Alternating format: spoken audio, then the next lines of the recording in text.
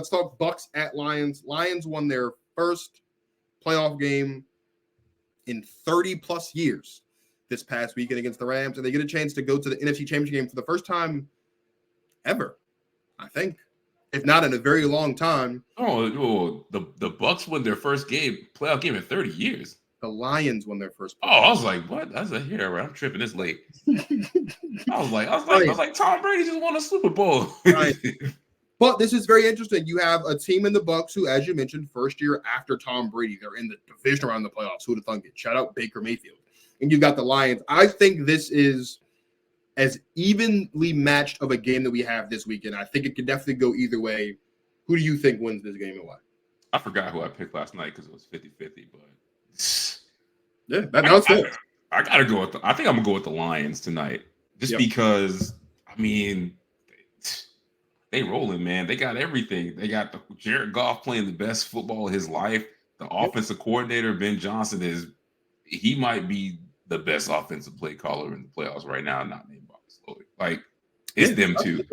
They got the weapons dealing, man. And it's Amon-Ra St. Brown, Laporta's balling, Gibbs is balling, Montgomery's there. Like, Dan Campbell's got it going. That defense is playing much better than they have in recent years.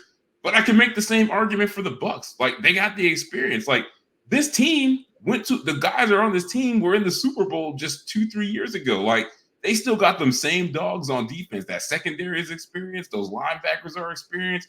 They got the D lineman up front. Vita Vea is still there. And like you said, Baker is playing the best football of his career. Like, it's a 50-50, man. Like, I really don't want to pick anybody. I don't care who wins this game. I just think this is going to be the best game on the slate just because it could go either way. But if I got to pick one, I'll probably pick the Lions, and tomorrow I'll probably pick the Bucs because I just don't know where to go. I wouldn't be shocked if either one of these teams win. I'm more confident in the Buccaneers because the Lions defense, despite the fact that it's playing better, any team can score 30 on this defense at any given point. Yeah. And I think the what makes the Lions great, and I know that Jared Goff's playing a really good ball right now, but what's made the Lions effective is that you're not having Jared Goff throw the ball 30, 35, 40 times. Yeah, he ain't out there being CJ Stroud. Yeah, and I think this is a game where potentially Jared Goff might have to throw the ball 35, 40 times. And if you're asking Jared Goff to throw the ball 35, 40, 45 times, you're not putting yourself in a good position. This is arguably the best 1-2 punch in the backfield in the NFL with David Montgomery and Jahmyr Gibbs, especially because the Lions finally unleashed Jahmyr Gibbs over the past couple of weeks, which has gotten them to this point. Like, this has to be a Lions team. Like, the game plan has to be, we're going to run the ball with Jahmyr Gibbs. We're going to run the ball with David Montgomery, because what we know about the Bucs is, as ferocious as that front seven is, that front seven does get tired. And if you run enough against this front seven, that secondary is not good as is. And so what does Todd Bowles have to do eventually? He's going to have to bring them up. And this is football 101. When that secondary steps up, you have the guys on offense to burn them out deep with Jamison Williams and Amon-Ra St. Brown and Sam Laporta. But this game screams a 35-40 passing attempt game for Jared Goff. That's not what you want with Jared Goff at quarterback. I know he's playing the best ball of his career. You still don't want Jared Goff throwing the ball 35, 40 times. And so I think the Bucs are going to win. I think Baker's playing the best ball of his career. I think that Mike Evans is going to torch this secondary. I think that their run game does leave a lot to be desired, but it's not even about the run for the Bucs. It's about the pass for the Bucs. They just have to attack. And Baker has no problem attacking. Like that's the catch-22 with Baker, is he has no problem attacking, so much so that he can always feeling dangerous. He's always feeling dangerous, right? The difference between Baker and Jameis Winston is every time Jameis throws the ball, it's always a 50-50 ball, and odds are it's getting picked. That's not what it is with Baker. Baker's y'all go put some respect on Jameis' name, man. I love Jameis. Jameis is the most funniest, unintentionally funny guy on the field. He is probably a top 3 backup quarterback in the NFL. Like, if the Vikings had Jameis Winston when Kirk Cousins went down, they probably could win that division. Like, Yeah, no, We I agree. we ain't gonna do the Jameis slander, even though he's an FSU guy. And I don't mess with them. But we ain't gonna slander him. And my dog got Arthur Smith fired. Think about that. He got Arthur Smith fired. He pissed that man off so bad that he was like, "I'm gonna act out of pocket on national television after the game." Jameis is goated. Like in New Orleans, they love him. Anytime I see Jameis Winston in the street, drinks on me. I appreciate you.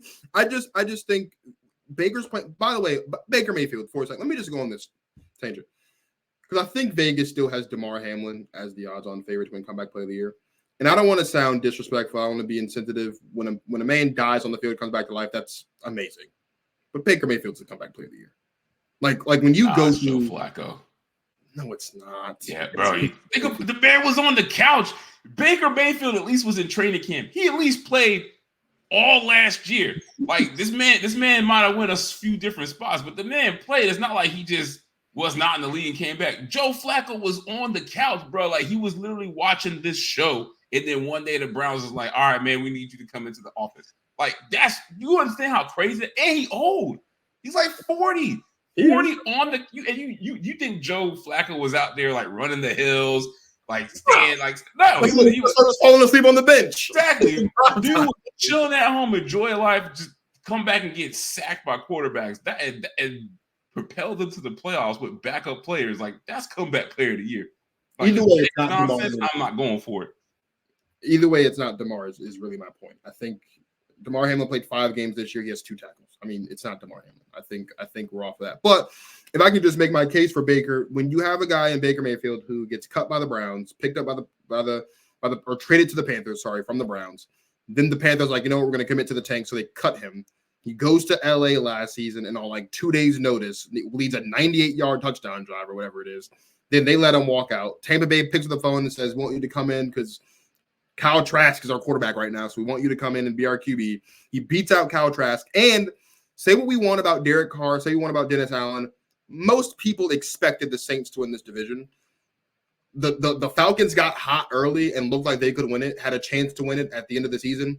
For Baker Mayfield to go through all that he went through last season, to be the starter of a division winner, regardless of how bad the NFC South was, to be the quarterback of a division winner and win a playoff game against the Eagles at home and have a chance to make it to an NFC Championship game, I think that warrants, even if they give the award to Joe Flacco, Baker Mayfield's comeback to me is more of a comeback and more deserving of comeback player of the year than DeMar Hamlin. DeMar Hamlin died, came back to life. I got you. There's like 2 people in history that's actually died and come back to life. Jesus and Lazarus. So now DeMar Hamlin's the 3rd. Got you. But DeMar Hamlin's not comeback player of the year. To me. That's all I'm saying. So, man. Come on.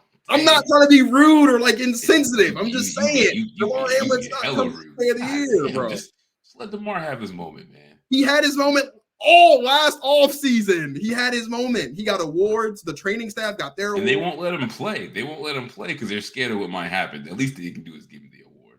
You don't, bro. No.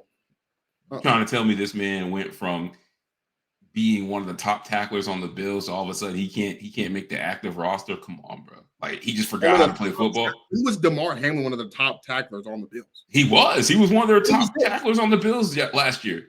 Really? Yeah. They were down a whole bunch of players, and he was starting in their secondary every game. And then now he can't. Now he's a healthy scratch. Come on, man. They just don't want to put him on the field. But it's DeMar Hamlin. I'll give him the award. He's gonna get it because of the story, but strictly, I think it's Baker or at least Joe Flacco. But and also, I do think the Bucs are gonna win this game. I think. I mean, again, going back to what I said about the Texans, they are playing with house money. They're not supposed to be here. Baker Mayfield was supposed to be a bridge quarterback while Mike Evans was getting older, while Chris Godwin was getting older, while this defense getting older, and Todd Bowles and the Bucs find themselves in a position where, and it's a favorable matchup too.